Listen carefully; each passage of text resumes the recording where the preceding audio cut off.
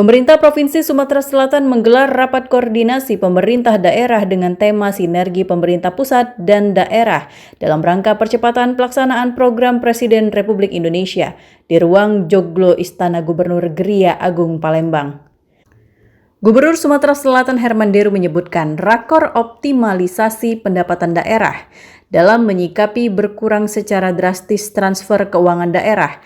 Rata-rata pengurangan mencapai 39% sehingga pemerintah harus mendorong wajib pajak agar membayarkan kewajibannya.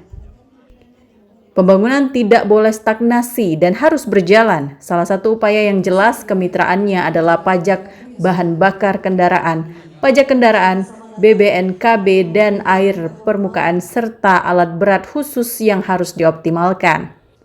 Sehingga semua pihak harus bergotong royong dalam upaya meningkatkan penghasilan daerah. Terdata sekitar 4 juta kendaraan yang terdaftar, namun yang membayar pajak hanya 1 juta, sehingga harus urai penyebab wajib pajak tidak membayar kewajibannya. Ini merupakan upaya untuk menumbuhkan rasa memiliki karena pembangunan nantinya akan dinikmati oleh semua. Jadi ini rakor optimalisasi pendapatan daerah.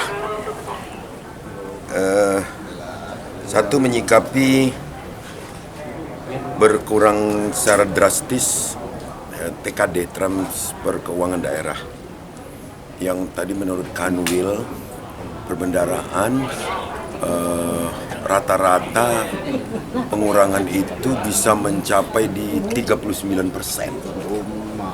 Nah, disinilah yang harus kita sikapi, sebab pembangunan kita tidak boleh stagnan, nggak boleh stagnasi, harus tetap berjalan.